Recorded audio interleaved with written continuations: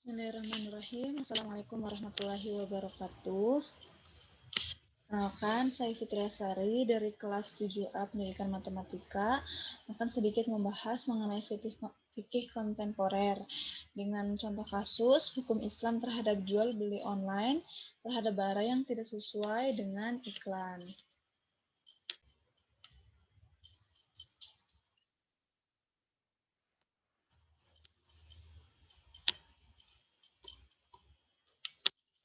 Nah, penjelasan mengenai kasus ini, jual beli yang dilakukan oleh masyarakat itu kan dilakukan dengan bertemunya antara penjual dengan pembeli di suatu tempat untuk melakukan suatu transaksi tukar menukar barang dengan alat transaksinya itu berupa uang. Nah, bisa kita ketahui ya, jual beli merupakan salah satu pekerjaan atau salah satu mata pencaharian yang dipraktikkan oleh Rasulullah SAW. Nah, dengan demikian di dalam Islam itu tidak dianjurkan tidak dianjurkan antara tidak dianjurkan pelakunya itu melakukan hal-hal yang tidak sesuai dengan syariat Islam. Contohnya seperti praktik riba dan penipuan gitu, sesuai dengan firman Allah Quran surat Al-Baqarah ayat 275 yang artinya Allah telah menghalalkan jual beli dan mengharamkan riba ya. Nah, jual beli itu dapat dilaksanakan dengan dua cara. Yang pertama itu dilakukan secara langsung, seperti kita ke pasar gitu ya, bertemu langsung dengan penjualnya, barangnya pun langsung ada. Dan yang kedua, kita lakukan secara online gitu. Nah, dilakukan secara online ini dalam Islam itu disebut transaksi jual beli salam. Nah, jual beli secara online dalam fikih Islam dikenal dengan bai as-salam, yaitu suatu akad yang penyerahan barangnya ditunda atau menjual suatu barang dengan adanya jenis, kriteria, sifat, ciri-ciri yang jelas dengan pembayaran di awal, tetapi barangnya diserahkan di kemudian hari. Nah, jual beli online juga diartikan sebagai jual beli barang atau jasa melalui media elektronik, khususnya melalui internet atau secara online. Nah, secara online ini bisa melalui website, Instagram, Facebook, WhatsApp atau aplikasi lainnya gitu ya. Namun karena kecanggihan teknologi ini banyak kasus di mana penjualnya itu tidak melakukan jual beli secara jujur gitu. Jadi ada kasus di mana penjualnya itu menggunakan gambar barang yang tidak sesuai dengan barang yang dijual. Nah, kaidah fikih yang digunakan adalah hukum asal dalam semua bentuk muamalah adalah boleh dilakukan kecuali ada dalil yang mengharamkannya. Dan hukum asal dalam muamalah adalah halal dan mubah gitu ya. Hukum asal jual beli itu halal dan mubah. Nah, kemudian tinjauan hukum Islam terhadap jual beli daring terhadap barang yang tidak sesuai dengan iklan. Nah, jadi jual beli online itu diperbolehkan, dihalalkan, dan sah menurut syariat Islam. Asalkan yang pertama itu produk yang dijual atau dibeli itu halal.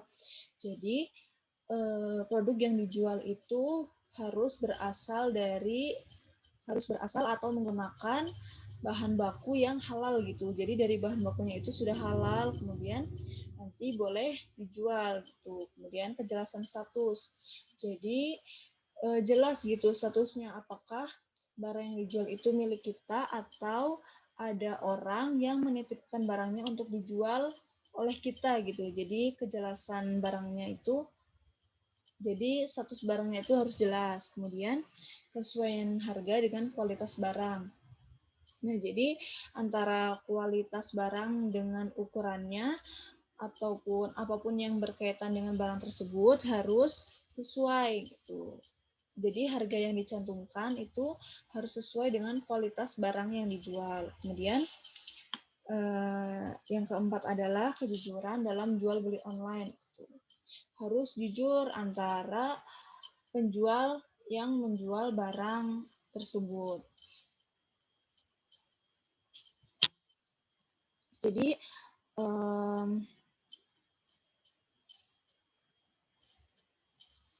misal kita membeli suatu barang tersebut sudah dikirimkan, tapi setelah barang tersebut dikirimkan, pembeli itu tidak melakukan pembayaran. Nah, itu tidak diperbolehkan karena tidak ada kejujuran dalam praktik jual beli.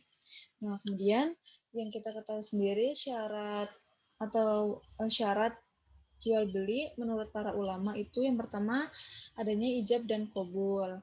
Kemudian yang kedua, barang yang diperjualbelikan itu harus milik sendiri gitu.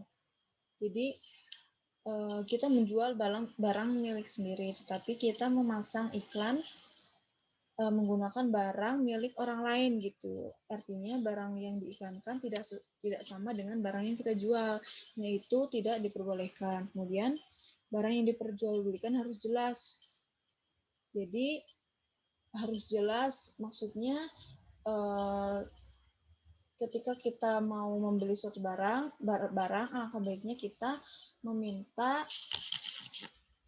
foto asli dari barang yang dijual, ya, agar